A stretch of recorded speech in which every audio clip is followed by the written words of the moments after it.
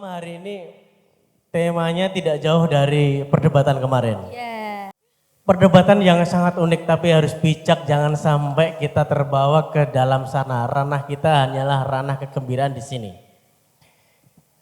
Judulnya adalah maksiat nomor. Terus apa nih aku kok kurang kan. Judulnya adalah Maksiat Nomor Tobaters Forever. wow.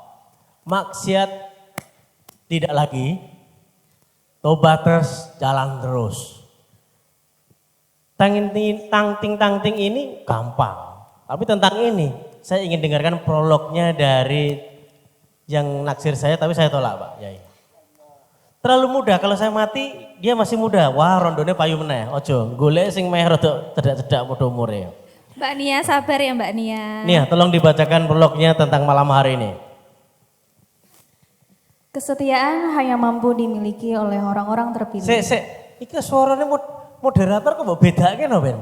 Apa dhewe ben oh naksir meneh. Oh, alah, sekolah lulus sih naksir awakmu bathik kondangan opo piye? Nah, lanjut. Ia yang memilih untuk tegak pada komitmennya. Konsisten dengan apa yang sudah ia pilih dan tentukan. Godaan pasti sering menyapa dengan berbagai macam dan rupa. Tapi disitulah kesetiaan seorang hamba dicoba. Seberapa setianya kau wahai yang mengaku hambanya? Nongkrong Tobat, tema hari ini adalah Maksiat Nomor Tobaters Forever. Sing mbok delok bukan karena kata-kata indahnya. Dekike to. Dekik pipine. Aduh, Ted, udutmu to Ted kayak mbayangke malam Jumat. Silakan duduk Mbak, jenengan Ayu Dewi ya, Ayu ndak ben minggat. Ya Allah ngono diusir yang Dulur, kita dengarkan tausiah dari beliau. Pawedar apa yang disampaikan tentang tema yang maksiat kon mandek. Tapi tobates kudu jalan terus. Kalau saya pribadi saya masih dekat dengan maksiat. Saya ini maksiat seorang, Saya datang ke sini, saya niatkan aku mandek saka maksiat sih. Nah, malam hari Pak Yai prolognya 20 menit. Setelah itu kita tanya jawab. Tip-tipnya apa sih? Tipnya apa Pak? Kompo atau stereo? Nah, tapi kalau malam hari ini jenengan pasti membuka dengan pantun. Nah, silakan, ayo. Wah. Iki jajanan nanti. Biasanya no anggur karo salak no pisang polosan. Monggo Bapak. Al-Fatihah.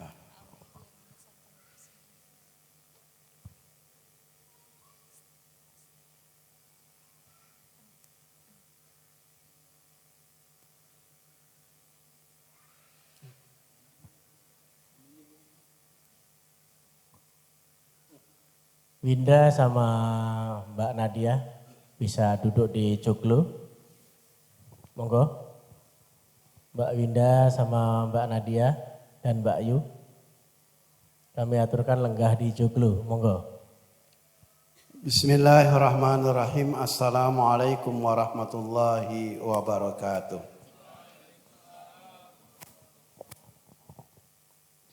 Alhamdulillah. Thumma alhamdulillahi rabbil alamin. Salatan wa salaman ala sayyidina Muhammadin al-mursalin wa ala alihi wa ashabihi ajma'in. La hawla wa la quwata illa billahi al-aliyyil azim. Yang sama-sama kita hormati para yai, para sepuh bin sepuh, wabil khusus pengurus pesantren Delik ini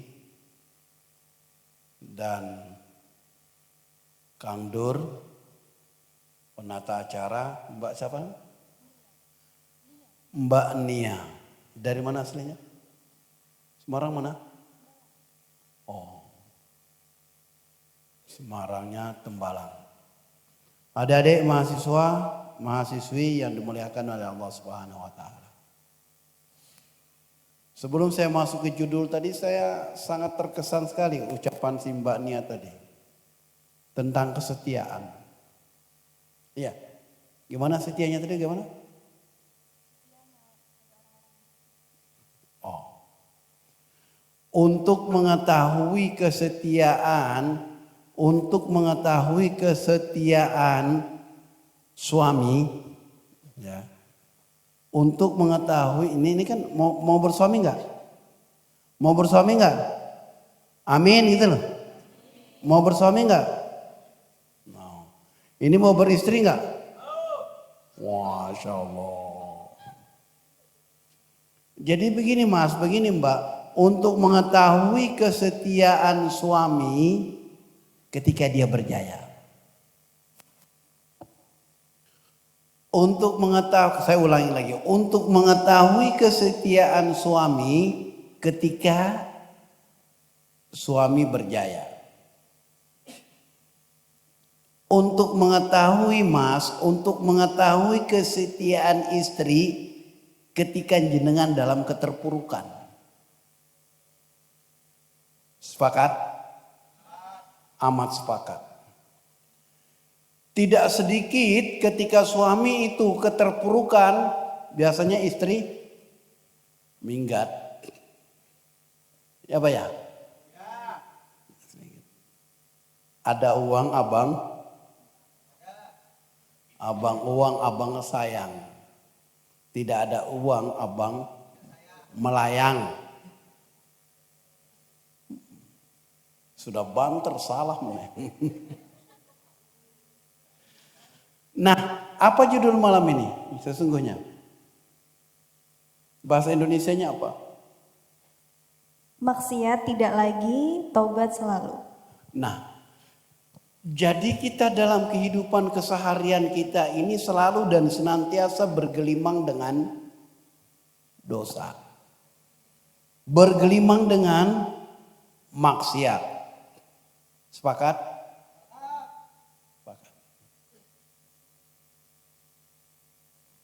Itu yang pernah saya sampaikan. Jangan-jangan orang buta itu lebih baik ketimbang kita. Benar? Orang buta tidak pernah melihat yang diharamkan oleh Allah. Jangan-jangan orang bisu itu lebih baik ketimbang kita. Karena orang bisu tidak pernah ngerasani uang. Tidak pernah memfitnah orang. Ya Pak ya? Apa ini? Apa orang bisu panjenengan? Jangan-jangan orang tuli itu lebih baik ketimbang anjenengan. Di dalam agama orang yang ngerasani dan mendengar dan mendengar orang merasani itu dosanya sama. Orang yang memfitnah, orang yang membicarakan tentang kesalahan orang, memfitnah orang dengan mendengarkan fitnahan itu dosanya sama. Jadi hebat orang buta, hebat orang tuli, hebat orang apa tadi? Bisu. Hebat orang bisu. Ketimbang jenengan. Kalau begitu jenengan mau jadi orang bisu. Kalau begitu jenengan mau jadi orang buta. Lalu terus piye? Hah? Loh, artinya realitanya kan lebih baik mereka ketimbang jenengan. Maka sebenarnya selayaknya dan sepantasnya kita alhamdulillah dikarunia oleh Allah Subhanahu wa taala yang komplit. Semestinya lebih sergap ibadahnya, lebih sergap ketaatannya dan lain sebagainya. Tapi realitanya saya itu pernah di Masjidil Haram. Jam 1 malam saya pergi sholat tahajud di Masjidil Haram. Saya bawa dengan jemaah saya. Ya. Terus ada orang buta jam 1 malam. Kira-kira Masya Allah bagaimana dia proses berwudunya. Bagaimana proses istinjanya berwudunya. Kok sampai di Masjidil Haram jam 1 malam. Itu kaitannya dengan manusia tadi. Atau jangan-jangan kita ini lebih baik ayam ketimbang kita. Ayam jam 2 malam.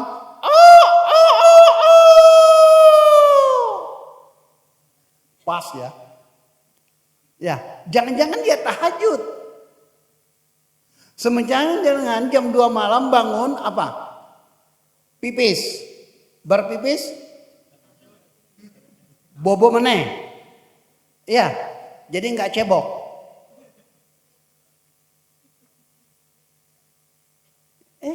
Nah ini nih.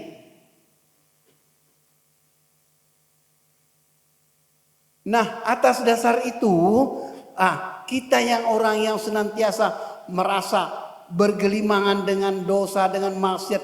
Hari ini, malam Jumat Kliwon, hentikan semua itu. Maka kita harus betul-betul apa? Betul-betul kita apa? Bertaubat. Yang disebut dengan taubatan nasuha. Jangan seperti tobatnya orang apa? Makan sambal. Tobatnya makan sambal. Aduh pedas, tobatan gak mau lagi.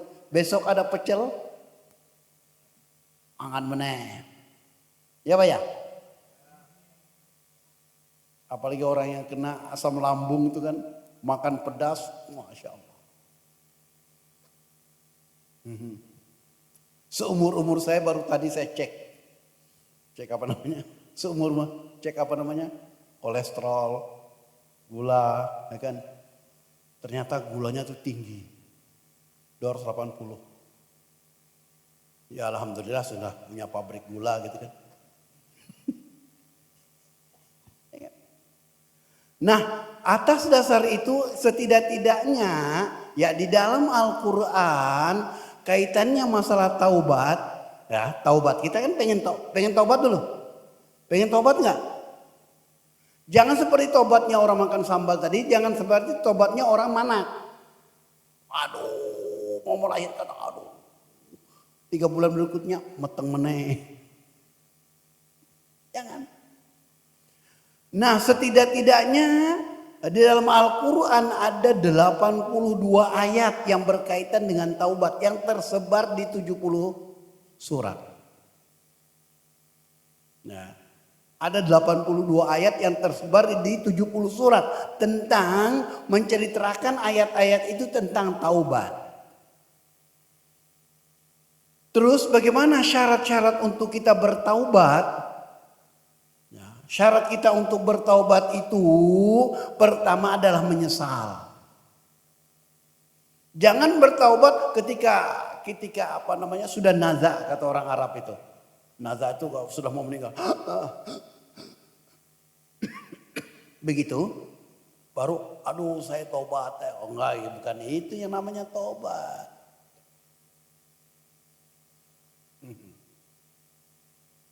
Bukan begitu. Terus jangan menunggu tua untuk taubat. Kalau bisa sejak muda-muda semacam jenengan ini. Tapi yang lucunya saya sudah bertobat besok melakukan meneh. Itu yang di kampung kami, mahasiswa di kampung kami. Kalau di sini sih tidak. Tidak beda. Jadi syarat pertama taubat itu adalah an-nadam bahasa Arabnya, menyesal. Menyesal, betul-betul tidak mau lagi melakukan tentang kemaksiatan itu. Mbak, mohon maaf, jangan mudah tertipu oleh rayuan mas-mas ini. Ini gombal mengkiwap hitung likur. Tidak sedikit dari raut wajah jenengan tertipu oleh casing-casing mereka ini. Ya Pak ya? Mau saya tunjuk orangnya yang tertipu? Mau saya tunjuk? Saya ini kebetulan dukun. Ya kan? Saya sudah selesai jadi dekan, jadi dukun. Ya, saya pernah jadi dekan di Fakultas Dakwah dan Komunikasi UIN. Wali Songo. Alhamdulillah 30 November kemarin penganugerahan guru besar di bidang dakwah dan komunikasi. Jadi waktu saya jadi dekan ada mahasiswa ketika kehilangan motor pergi ke rumah. Pak, siapa yang ambil motor saya? Loh kok kamu kesini kenapa? Loh saya dengar Bapak dukun. Ini sekarang saya jadi dekan. Nanti kalau selesai jadi dekan saya kembali ke habitat saya untuk perdukunan. Ya kan? Mas ketika jenengan memilih mbak ini, salah satu dari mbak ini untuk jadikan istri, ketika dia menolak, dukun bertindak. Sepakat? Malam ini malam Jumat Kliwon. Ke rumah bawa 1 sendok gula, kemudian 1 sendok kopi. Untuk apa Pak? Ngopi bareng. Iya, yang pertama menyesal. Kemudian yang kedua, kalau kita memang melakukan yang namanya maksiat, kita melakukan yang namanya dosa, yang kedua itu adalah bertekad. Bertekad dengan semaksimal mungkin untuk tidak lagi melakukan. Ya. Udah. Yang ketiga sudah bertekad untuk tidak lagi melakukan. Yang ketiga harus betul-betul kita di dalam ketaatan Allah. Sesungguhnya Allah maha penyayang dan maha pengampun dan lain sebagainya. Itu kita. Maha penyayang dan maha pengampun. Tidak lagi membalik. Udah. Maka apa sesungguhnya supaya kita media untuk kita bisa melakukan yang 3 hal tadi itu. Jadi kita betul-betul menyesal tidak melakukan dan bertekad betul-betul tidak melakukan. Kemudian kita harus bertaubat kepada Allah Subhanahu wa taala, ya kan? Bertaubat kepada Allah Subhanahu wa taala, meminta supaya kita betul-betul di jalan yang lurus. Jangan mudah tergoda. Berikan senyummu kepada semua orang. Tapi berikan hatimu hanya untuk seseorang. Bisa begitu? Pret. Bisa begitu kira-kira Mbak? Ada orang sudah tidak mau lagi istilahnya pacaran, sudah tidak mau lagi. Usia 70 tahun. Aku sudah tobat di usia 70 tahun. Ya kan? Yang intinya yang saya katakan tadi bahwa taubat itu jangan menunggu usia senja. Umur tidak ada yang tahu. Ya. Pak RT saya usianya baru 50. 49 tahun meninggal kemarin. Pergi ke ziarah makam Sunan Kalijaga, nggak tahu terpleset apa di kamar mandi.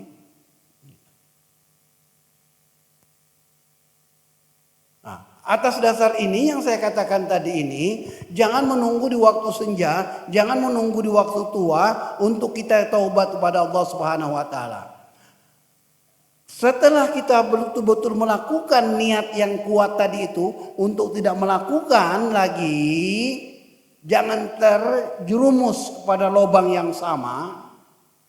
Ya, dalam jurang kemaksiatan tadi itu, maka kita harus betul-betul taat kepada Allah Subhanahu wa taala.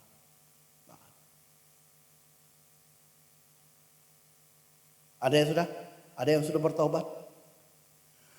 Terus apa media untuk bertaubat kepada Allah? Mediasinya untuk bertaubat kepada Allah hanya 2. Apakah kita beristighfar? Beristighfar kepada Allah Subhanahu wa taala. Kemudian yang kedua melakukan sholat sunat taubat. Kalau bisa lakukan sholat taubat, sholat sunat taubat itu setiap malam. Setiap malam. Yang gak usah banyak-banyak. Ya 2 rakaat. Usalli sunatat taubati rakataini lillahi ta'ala, Allahu Akbar. Setelah sholat taubat, kemudian baca apa? Istighfar. Astaghfirullah Rabbal baraya. Astaghfirullah minal khataya. Rabbi zidni ilman nafi'a wa wafiqni amalan solehah. Semestinya begitu. Semestinya begitu. Kalau perlu dengan isyakan tangis. Ya. Betul-betul kita betul-betul tidak lagi lakukan ya media yang tadi itu melakukan sholat tahajud, sholat taubat. Kalau ada orang mengatakan percuma, besok ngelakoni meneh. Jadi yang kita mintakan apa kita beristighfar itu barangkali dosa mata, dosa telinga, dosa mulut, dosa kaki, dosa tangan dan lain sebagainya. Itu yang kita mintakan. Baginda Rasulullah, orang yang maksum dari dosa, orang yang terpelihara dari dosa, setiap hari saja beliau beristighfar, satu riwayat 70 kali. Riwayat yang kedua mengatakan 100 kali. Jenengan? Halo?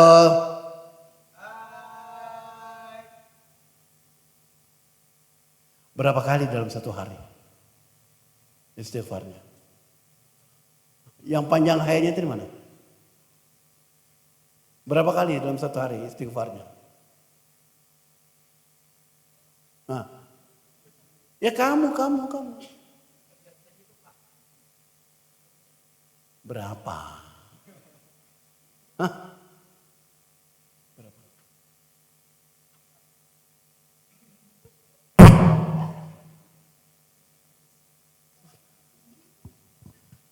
Mbak pernah beristighfar dalam satu hari berapa? Berapa kali?